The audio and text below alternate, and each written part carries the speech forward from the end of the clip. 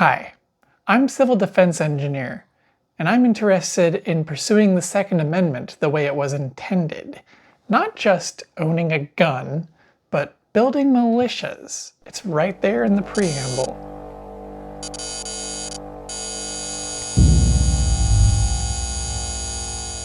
Now, commo is an essential aspect of building a cohesive militia, and therefore is an essential component of the Second Amendment. And I was going to say it's a more neglected aspect of the Second Amendment. However, I am thrilled to see more and more people nowadays taking it seriously. In this video, I would like to share with you some of my experiences and wisdom gained from being the comm guy in my militia. The comm guy is the S6 staff role that we have kind of copy-pasted from the US Army's staff structure. And the roles and responsibilities of the S6 staff is to regulate the communications, other types of signals, frequency allocations, information technology, ComSec, basically anything that involves conveying information from point A to point B. Now, your first challenge as the comm guy is to standardize the gear and training for each of your militia members, or whatever you are. Maybe you don't call yourself a militia, that's fine. That's another conversation. But in the civilian world, your members will be all over the radio skills spectrum, so to speak, from perhaps old ladies that can kind of use a smartphone to seasoned vets who were radar technicians or some dang thing. But it's important to be flexible and introduce several different defined levels of commo gear appropriate to the lowest common denominator at each level. For this video, I'm going to recommend 3 different levels. I'm going to call it Normie, Militiaman, and S6 Operator, because that sounds cool. And the goal is to just standardize the hardware and the training at each level. Normie Mode. What is the cheapest and the easiest backup comms that all your members should have and know how to use regardless of skill level and budget? Now, these are not just the items that you need to implement for the people that don't know what they're doing. This is for everybody. So when the grid is not down, use Signal, an encrypted messaging app on your smartphone. And that has decent ComSec. Just make sure there's no journalists in the chat. Double check. It has great end-to-end encryption. The drawback will be with modern phones that are now conducting client-side scanning. And that's an issue that probably deserves its own video. There's not really any way around it, because even if your device doesn't do that, the normies that are buying the latest iPhones, they're going to be compromising the whole group, unfortunately. That's just the way it is. It's an unfortunate reality, and I don't have an easy solution for it yet. Meshtastic. I've done a video on this recently. These are line-of-sight radios that allow you to text in an off-grid fashion. So each node is retransmitting every message it receives like its own repeater. And this will allow you to continue using your smartphone to communicate. Again, client-side scanning issue, but it is really easy to just pick up and go for anybody who has a smartphone. And grid down scenario, if everybody's in the same general geographical region and there are enough nodes that line-of-sight communication is possible, it's a great solution. But it has its limitations that you need to be aware of, chiefly among them being the range is quite limited if you don't have a few good repeaters up high that can cover a whole area. So I've got one friend who's experimenting with putting one node on a drone, and in fact, anytime an airplane goes by, there's a Meshtastic user on an airplane going by and they're just meshing up a storm. Everybody in like a 3-state radius can suddenly message each other. It's pretty cool. I'm wondering if maybe we can put something on a balloon that can loiter for a long time. That'd be a great idea.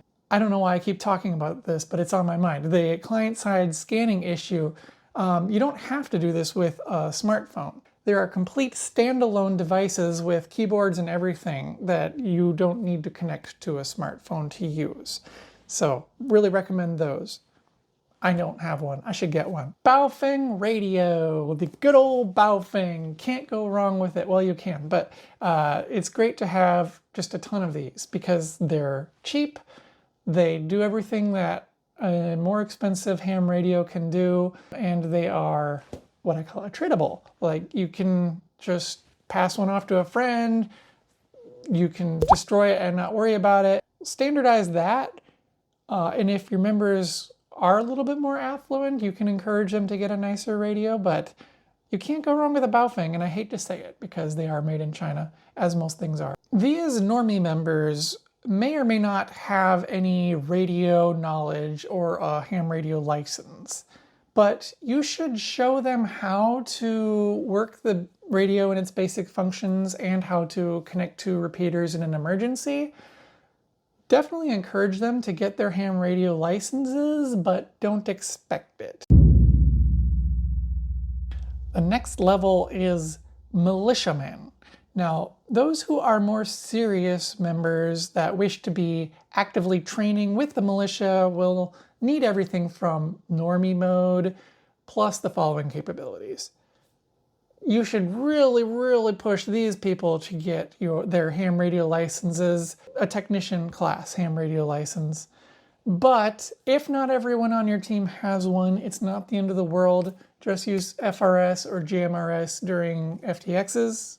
Or if you have done the SIGINT in your area and you know that you're not going to be bothering anyone, you aren't, trust me, then just go for it on low transmit power. Now the sad hams out there are probably already on their keyboards, but they talk a big game. But the fact of the matter is you are only going to get a couple miles of range anyway. And the power is so low that you're not going to be interfering with anybody. I would be remiss if I didn't encourage you to at least apply a little bit of pressure on these people to get licensed. And in the process for studying for the exam, they will teach themselves a little bit of radio knowledge, which will be a lot better than just you yapping at them. Software-defined radio.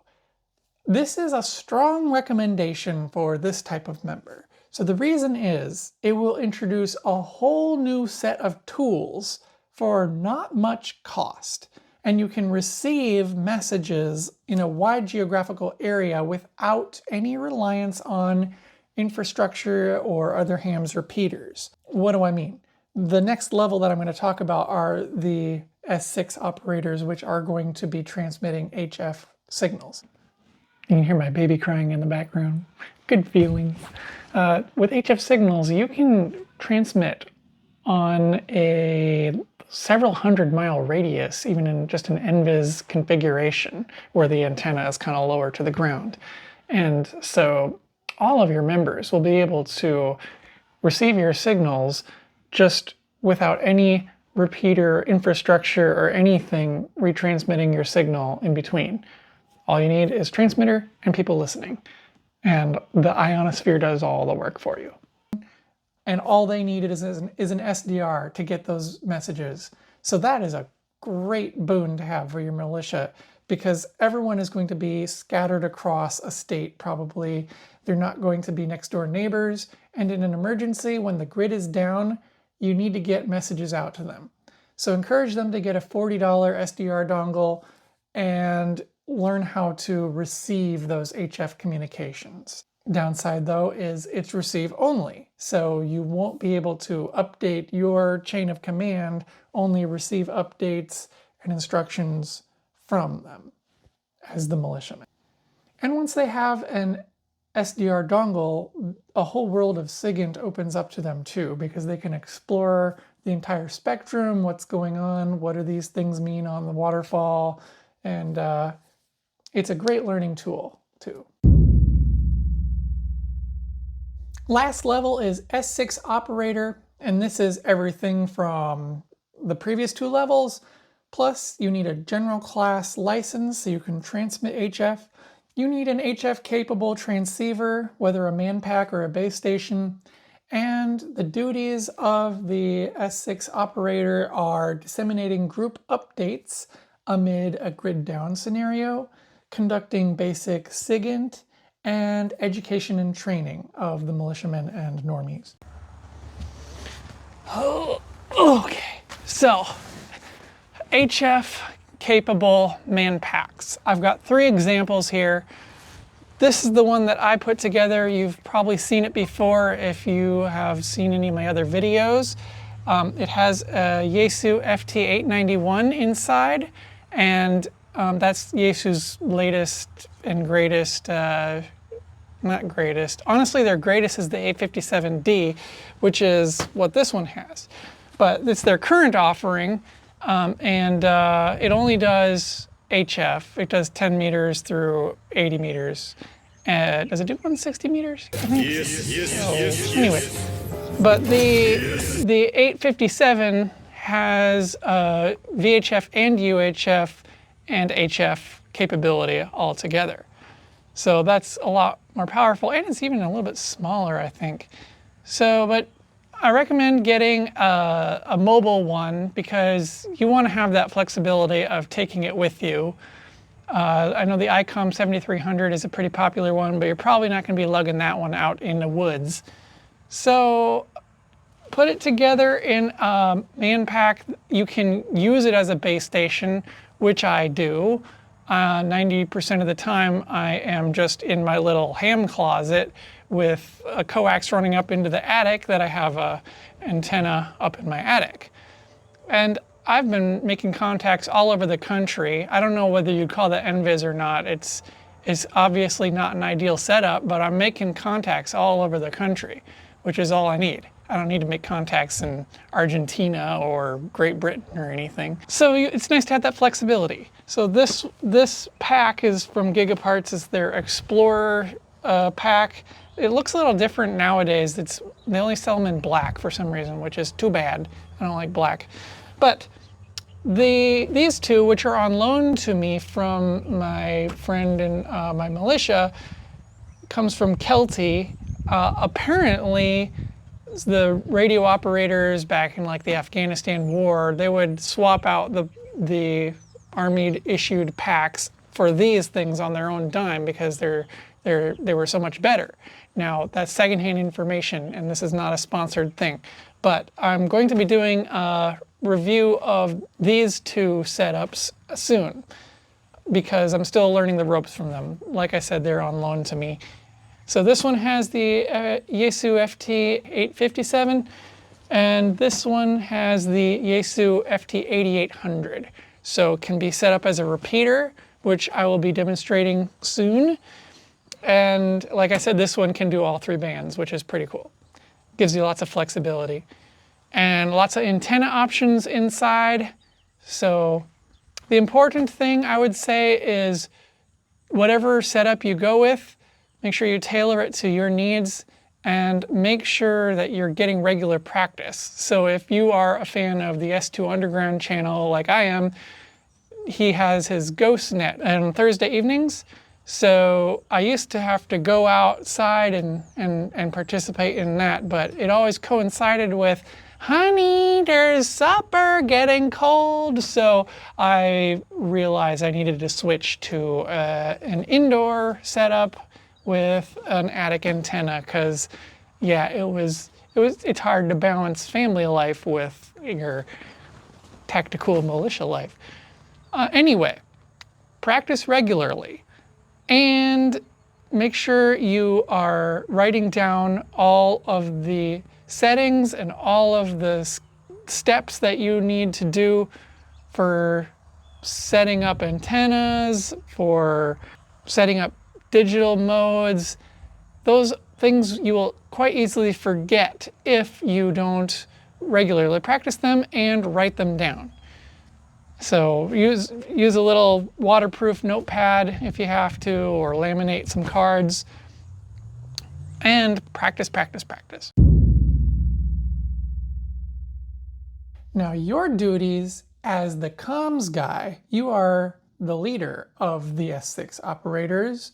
Now you can kind of fill this role together, but you are the comms guy. So you have specific duties in planning and execution, such as creating SOPs. Now there's no need to reinvent the wheel with this one. There are great SOPs in existence out there that you can adopt whole cloth. I recommend the Signals Handbook for small teams. That's what I've referenced a lot, so I'll link that one below.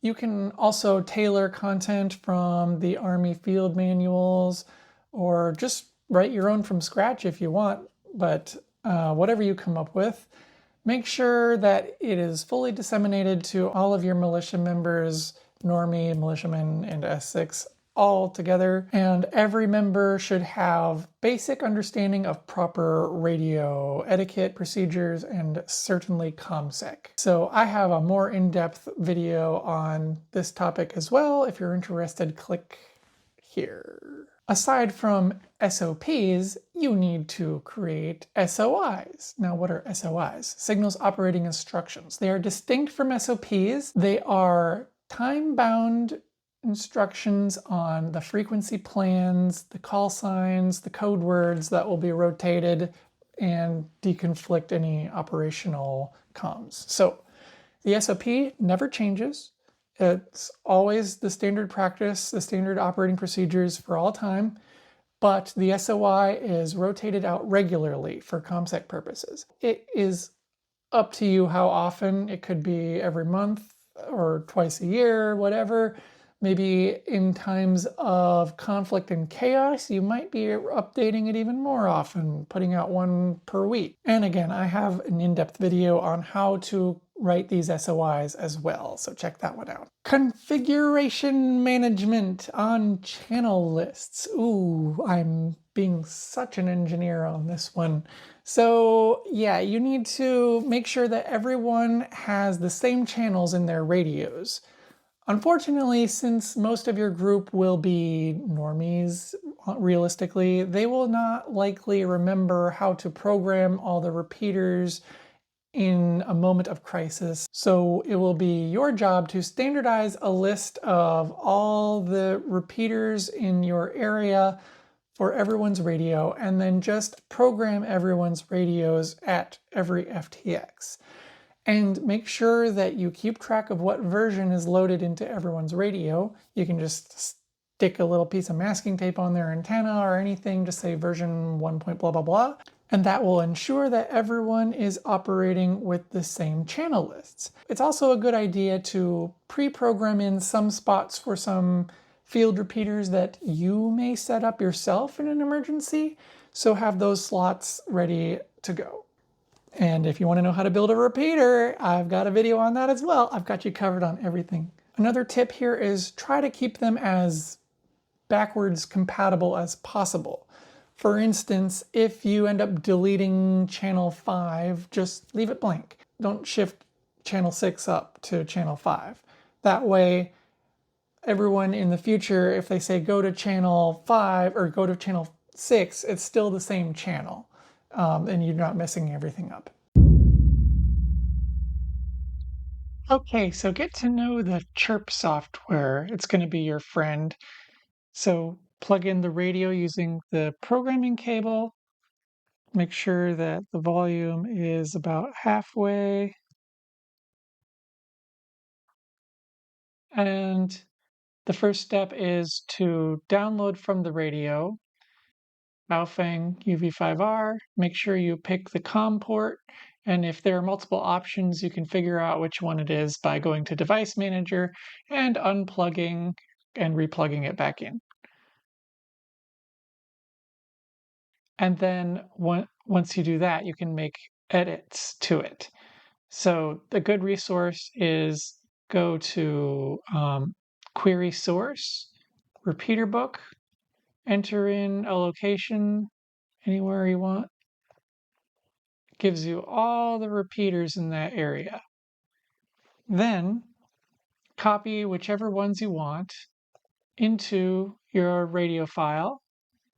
And when you have it the way you like it, then you go upload to radio, same deal.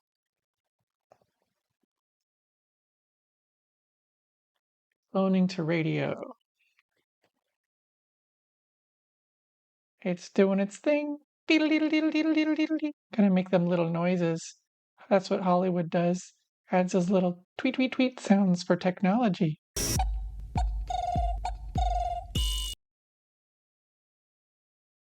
And boom! Now all we have to do is switch to channel mode, and look at that. Yeah, there we go. So I hope you enjoyed and got some inspiration from what I've shared today about my experiences being the comm guy for my militia. So the important thing to realize is just start where you are and build your capabilities up from there. Are you a technician class ham radio operator? Are you the only one in your group that has that ability? Well then, do some training and get other people up to your level while you work towards becoming a general class operator where you can do HF.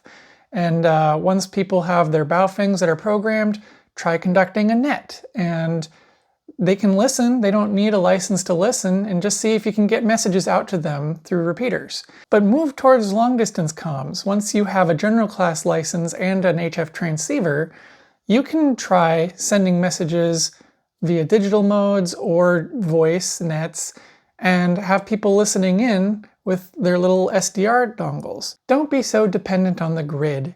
You want to be able to get messages out to people in any situation. And radio is the most resilient way to do that, but it does take skills and hardware and dedication.